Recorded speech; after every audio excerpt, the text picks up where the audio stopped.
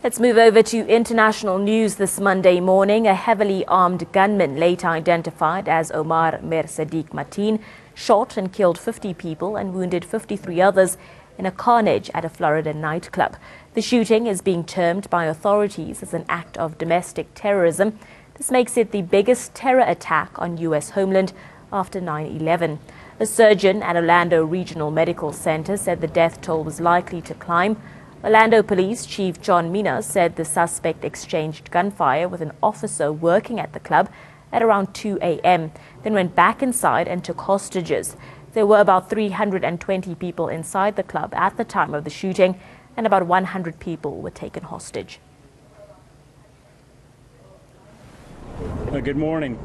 As many of you are aware, a little after 2 o'clock this morning, we were notified of many victims, gunshot victims. As Central Florida's only Level 1 trauma center, we immediately activated our mass casualty incident plan. We immediately brought in 6 trauma surgeons to respond, including 1 pediatric trauma surgeon. We have spent the morning operating on a number of victims. We continue to operate on them. We have found many of them are critically ill as a result of their injuries. And we are in the process of trying to reunite families as we identify the names of these victims. I think many times in the past this has been discussed as the worst nightmare, and we are sorry to know that it happened to us. We don't wish this on anybody else, and we hope this would be the last of the mass shootings that our country has been going through. I think as a nation we need to look at this issue of mass shootings, because we just had one too many today, and I think we should do something about it to stop the mass shootings that are happening all the time. Thank you. It's absolutely terrible. I mean, 50 victims in one location, one shooting. It's absolutely one of the worst tragedies we've seen.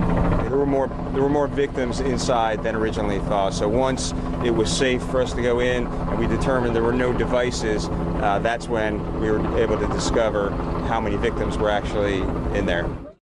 Omar Mateen, a U.S. citizen from Florida, is a man of Afghan descent. Investigators are exploring whether Mateen could have been self-radicalized or had connections to overseas terrorism groups. His father, Mir Sadiq, has said that his son became angry when he saw 2 men kissing in Miami several months ago. Mir insisted that the shootout has nothing to do with religion. Police in Orlando say Mateen took scores of people hostage overnight inside Orlando's Pulse nightclub. Heavily armed Orlando police officers stormed the nightclub, killing the man just before 6 a.m. He was carrying an assault rifle, a handgun, and possibly wearing an explosive device. U.S. President Obama called the mass shooting in Orlando an act of terror and an act of hate.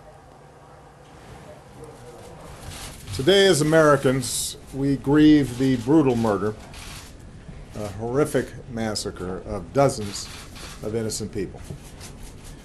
We pray for their families who are grasping for answers with broken hearts. We stand with the people of Orlando who have endured a terrible attack on their city. Although it's still early in the investigation, we know enough to say that this was an act of terror and an act of hate. And as Americans, we are united in grief, in outrage, and in resolve to defend our people.